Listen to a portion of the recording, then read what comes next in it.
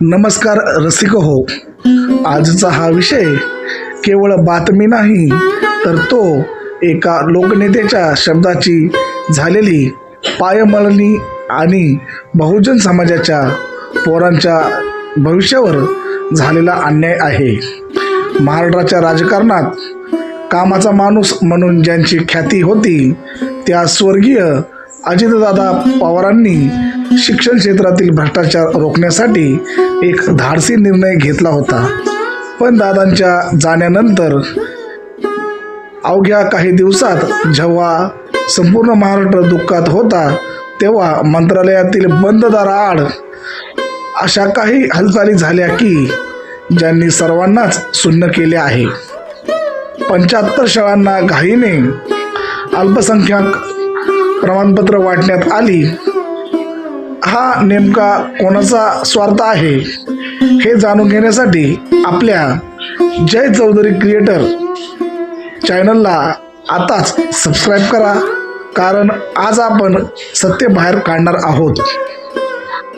दादांची शिस्त आणि प्रशासनाचा डाव.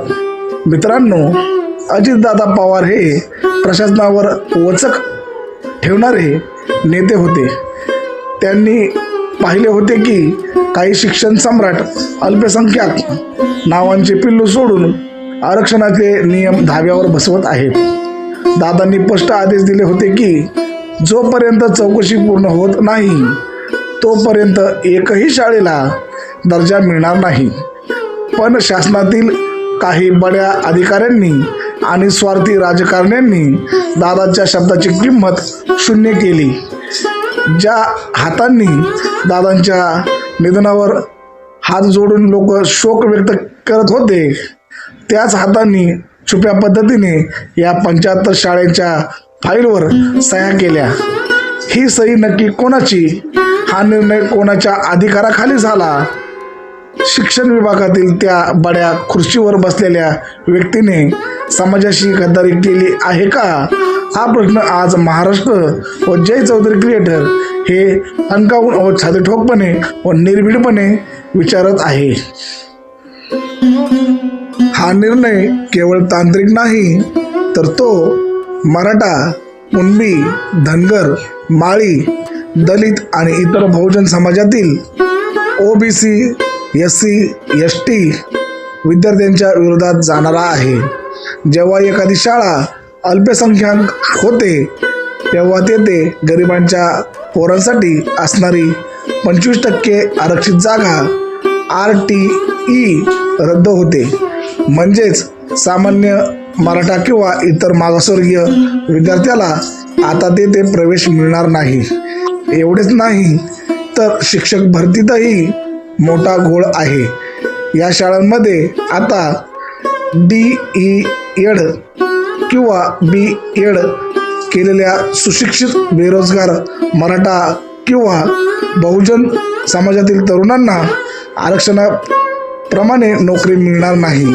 तेथे आता मेरिट मॅनेजमेंट कोट्यातून पैशाच्या जोरावर भरती होईल.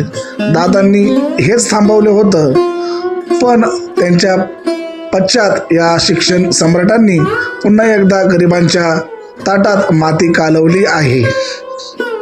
संविधान, शिक्षण आणि आमचा लढा. काय करावे? पालक आणि समाजासाठी मार्गदर्शक तत्त्वे. जागरूक व्हा. आपल्या भागातील शाळेला अल्पसंख्याक दर्जा मिळाला आहे का याची शहानिशा करा. माहितीचा अधिकार. RTI वापरा. कलम 6 अंतर्गत शिक्षण विभागाला प्रश्न विचारा की या शाळेला कोणत्या निष्कर्षावर हा दर्जा दिला गेला आहे. पालक संघटन. शाळा स्तरावर पालक शिक्षक संघ PTA मजबूत करा आणि RTE प्रवेशाबाबत जाब विचारा. लोकशाही मार्गाने विरोध. जर नियम धाब्यावर बसवले असतील, तर शिक्षण औपचारिक कार्यालयावर लोकशाही मार्गाने निवेदने द्या. काय करू नये? अफवांवर विश्वास ठेवू नका. अधिकृत शासन निर्णय GR पाहिल्याशिवाय कोणत्याही निष्कर्ष काढू नका किंवा कोणताही निष्कर्ष काढू नका. बेकायदेशीर कृत्य टाळा. संताप व्यक्त करताना सार्वजनिक मालमत्तेचे नुकसान करू नका. आपला लढा सनदशीर मार्गानेच असावा.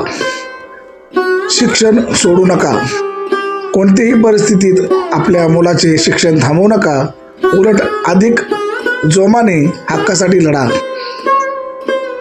संविधानिक तरतुदी आणि कलमे लीगल फ्रेमवर्क अनुच्छेद 21A आर्टिकल 21A हे कलम 6 ते 14 वयोगटातील प्रत्येक मुलाला मोफत आणि सक्तीचे शिक्षणाचा मूलभूत अधिकार बहाल करते, संरक्षणाखाली आणते. कलम 30 आर्टिकल 30 हे अल्पसंख्याकांना त्यांच्या पसंतीची शिक्षण संस्था स्थापन करण्याचा अधिकार देते. परंतु याचा अर्थ असा नाही की त्यांनी बहुजन समाजाच्या किंवा आरक्षणाच्या हक्कावर गदा आणावी. कलम 15(5) आर्टिकल 55 सामाजिक आणि शैक्षणिकदृष्ट्या मागासलेल्या वर्गासाठी SC ST OBC शिक्षण संस्थेमध्ये विशेष तरतुदी करण्याचा अधिकार राज्याला आहे. जर एखादी संस्था बोगस अल्पसंख्याक दर्जा मिळवत असेल तर ती या कलमाचा अपमान करत आहे.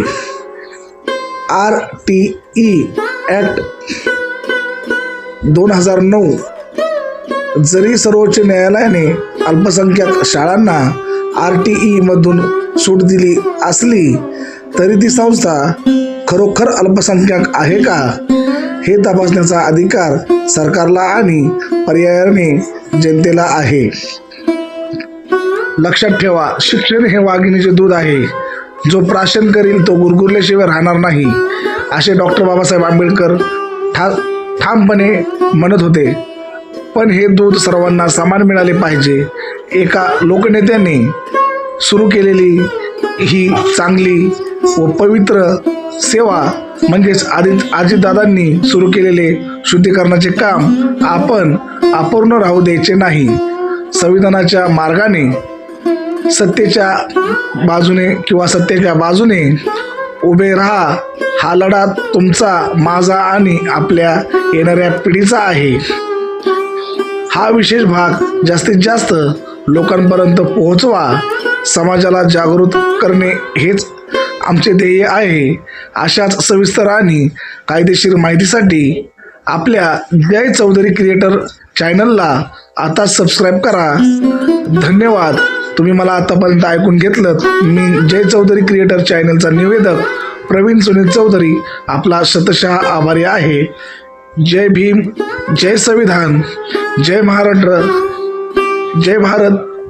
अशाच प्रकारच्या नवनवीन गोष्टी जाणून घेण्यासाठी कृपया करून आमच्या कुटुंबाचे सभासद व्हा व आमच्या चॅनलला सबस्क्राईब करून बेल आयकॉन बटन दाबायला विसरू नका, जेणेकरून अशाच प्रकारची माहिती आपल्याला मिळेल. धन्यवाद, धन्यवाद, धन्यवाद.